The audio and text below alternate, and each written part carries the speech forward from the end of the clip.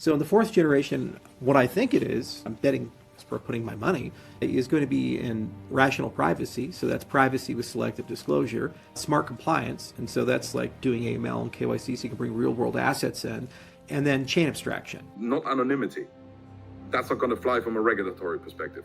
Privacy, however, as long as you stay compliant, that flies, which is the reason why we got the nods and the thumbs up from regulators. Chains are starting to get privacy. The privacy is becoming programmable. Identity is working its way into the industry. And then with that, you can do regulated products in tandem with unregulated products. They live in the same infrastructure.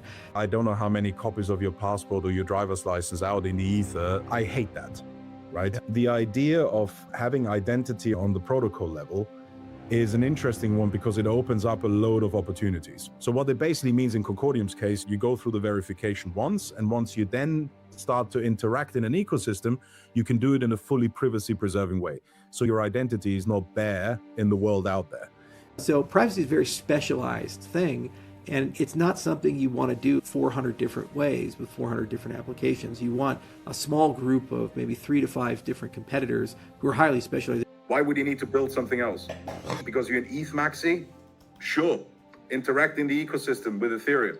Use Concordium in order to verify yourself in a privacy-preserving way. You want to do the same with Solana? You want to do the same with NIA? Any chain out there, be my guest. Do it. So it's not a replacement for Ethereum or Solana or for Cardano. Those are sticky.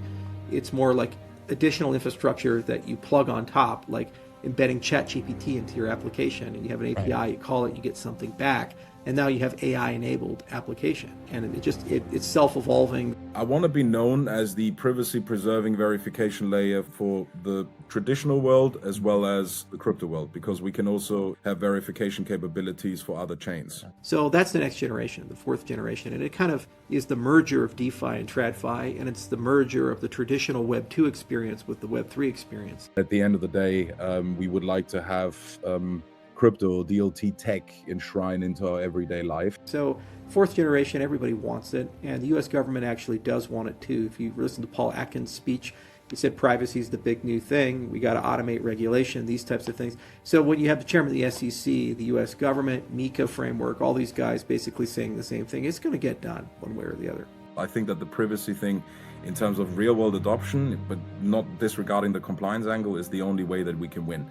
So that's ultimately what it comes down to. It's just logical, simplistic ways of thinking about it. We've kind of peaked at like consensus protocols and smart contract design and formal methods, and these we all kind of know, we've all done it. Like, is it really sexy and exciting if your consensus protocol is 30% faster?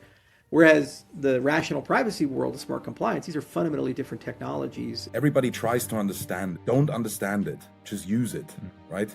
But that is down to the industry in order to build things for that to happen. It's about $10 trillion. So it's going to bring a ton of new users in. And also it means that you can start using cryptocurrencies without having wallets.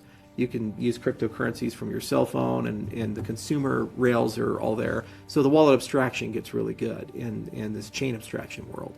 And if you think of your auntie or your parents, your cousin, that are not in crypto, and you need to sit there and try to explain to them what a mnemonic seed phrase is and public addresses and private keys, and like, people are just switching off. So we should actually have it pretty quickly. I'd say the next 12, 24 months, fourth generation will turn on completely, and it's going to radically augment these things. And you're going to see tons of new assets entering the cryptocurrency space.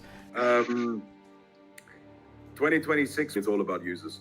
Users. Away from complex DeFi stuff, and actually very simple privacy-preserving age verification, for example.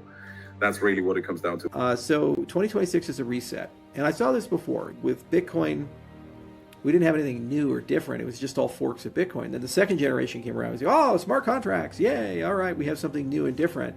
And then the third generation came around and delivered Solana and Cardano and all these other things. So we're ready for a new generation.